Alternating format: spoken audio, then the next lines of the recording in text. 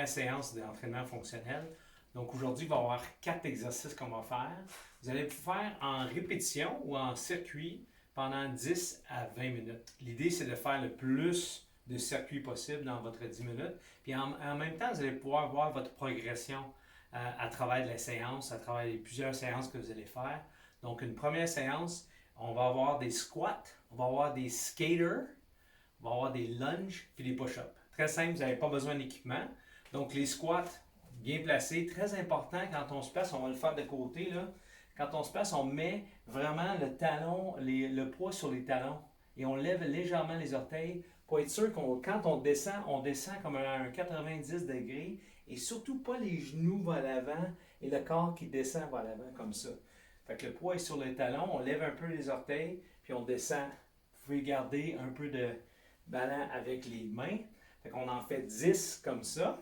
Ensuite de ça, on fait des skaters. Les skaters, c'est très bon pour les abducteurs, sur le côté aussi. Donc, on commence avec le pied droit arrière, en arrière comme ça. Puis, on fait comme des patineurs de longue piste. OK? Fait que le plus qu'on absorbe le saut, le plus qu'on va travailler fort. Là, on en fait 20 de côté. Là, vous allez peut-être avoir tendance à faire ça très rapidement comme ça. Ben, c'est correct, mais on va pas vraiment bien chercher les abducteurs et les stabilisateurs. Puis si vous êtes capable de le faire dans un mode équilibre, ce sera encore mieux. Fait qu'on en fait 20 de chaque côté comme ça. Ensuite de ça, on fait les lunges. Les lunges, traditionnellement, qu'est-ce qu'on faisait avant, c'est qu'on mettait les pieds en avant, fait qu'on partait le plus loin possible, pieds en avant, puis là, après ça, on descendait le genou arrière. Ça, c'est bien. On est capable de chercher un angle de quasi 90. Le problème, c'est quand on ne va pas assez loin. Fait que là, on décide de ne pas aller assez loin. On commence à plier en avant. On descend. Vous voyez le genou qui dépasse les orteils? Ça, on ne veut pas ça.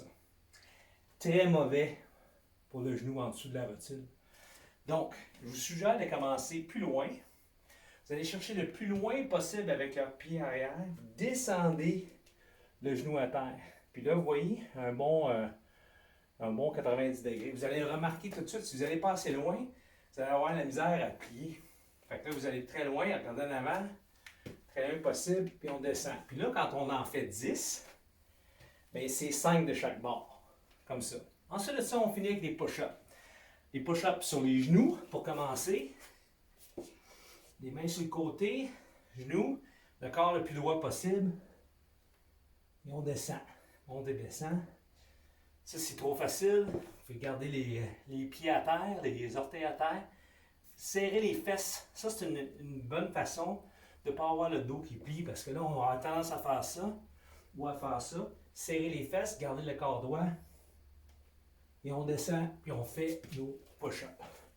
Comme ça, le plus de circuits possible pendant 10 à 20 minutes. Right, gang?